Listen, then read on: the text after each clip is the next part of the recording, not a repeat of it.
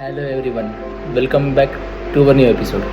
तो आज हम इस वीडियो में फ़ैट के बारे में बात करने वाले हैं, क्योंकि आजकल की ज़िंदगी में हर एक को क्यूरियोसिटी रहती है कि फ़ैट कैसे बढ़ता है या फिर फ़ैट लॉस कैसे होता है। तो आज हम दोनों टॉपिक करने वाले हैं कवर।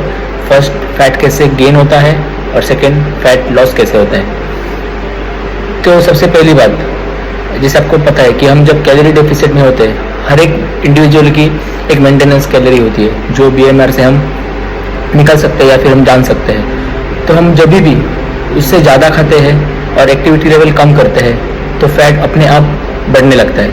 तो आपको आज मैं एक डेमो दिखाने वाला हूँ एक शेकर के मदद से। तो मान लीजिए हर एक के बॉडी में एक ग्लाइकोजन स्टोर होते हैं।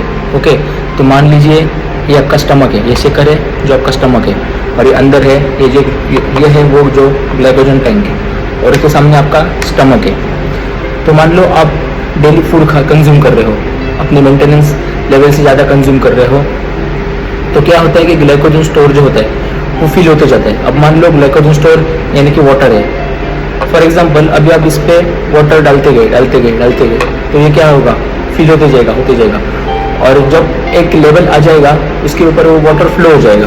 ओके, जो भी फ्लो उससे बढ़ता है तो उसके स्टमक है तो उसके सामने फैट्स लेयर है वो बढ़ते जाते हैं, क्योंकि हम क्या करते हैं कि हम खाते जाते हैं और कोई वर्कआउट नहीं करते या कोई एक्टिविटी नहीं करते। जिनका एक्टिविटी लेवल बहुत कम है या फिर जो जॉब करते हैं कॉर्पोरेट में या फिर शॉप्स में जो सिर्फ बैठे रहते हैं, उनके बारे में ये केस ज़्यादा यूज़ होता है।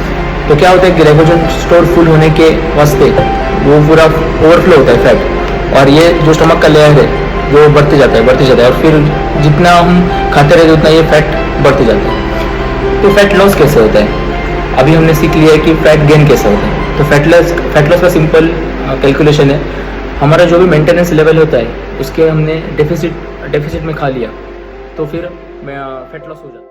Coming back to the point, हमने सीख लिया कि ग्लाइकोजन टैंक फुल होने के कारण हमारा फैट बढ़ जाता है। तो अभी हम बात करेंगे फैट लॉस कैसे हम कर सकते हैं। तो देखो, हम जो भी कैलोरीज खाते हैं वो ग्लाइकोजन में कन्वर्ट होता है और ग्लाइकोजन टैंक फिल होते जाता है। तो हम ऐसा कर सकते हैं कि हम जब जैसे फूड कंज्यूम करते हैं उसके साथ हमने वर्कआउट किया तो क्या होता है कि ग्लाइकोजन टैंक फिल होता है, वर्कआउट करने के बाद फिर से वो डिप्लीट होता है, फिर से फिल होता है, फिर से डिप्लीट होता है, मतलब वो बैलेंस रहता है। तो हमने हमेशा कैलोरी डेफिसिट में ही खाना खाना चाहिए। जब भी हम कैलोरी डेफिसिट में खाना खाते हैं तो हमारा अच्छे तरह से फैट लॉस होता है, और उसको हेल्प करने के लिए हमें वर्कआउट की ज़रूरत होती है। 70% बॉडी हमारी डाइट से चेंज होती है और 30% वर्कआउट से चेंज होती है। तो जब हम फैट लॉस डाइट करते हैं या फिर कोई फैट लॉस प्रोग्राम करते हैं या श्रेडिंग प्रोग्राम करते हैं, तो एक बात ध्यान में रखिए कि हमारा जो प्रोटीन इंटेक होता है वो ज़्यादा होना चाहिए, कार्ब्स मॉडरेट होनी चाहिए और फैट भी मॉडरेट होना चाहिए। ऐसा मत कीजिए कि कार्ब्स को ज़्यादा वैल्यू देना है, प्रोटीन को मॉडरेट और फैट को मॉडरेट, क्योंकि जितना हम प्रोटीन कंज्यूम करेंगे उतना ही फैट हमारा बर्न होते जाएगा।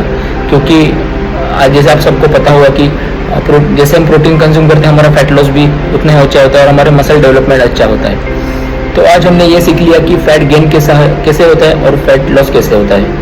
तो आप सभी को मेरा वीडियो पसंद आया होगा तो प्लीज़ लाइक करिए, सब्सक्राइब करिए और शेयर कीजिए। और अगर आप किसी को भी फैट लॉस के बारे में और जानना हो या फिर डाइट कंसल्टेंट करना हो या फिर ऑनलाइन कोचिंग करना हो तो आप मुझे इंस्टाग्राम हैंडल पे मैसेज कर सकते हैं। मेरा इंस्टाग्राम हैंडल है मनीष।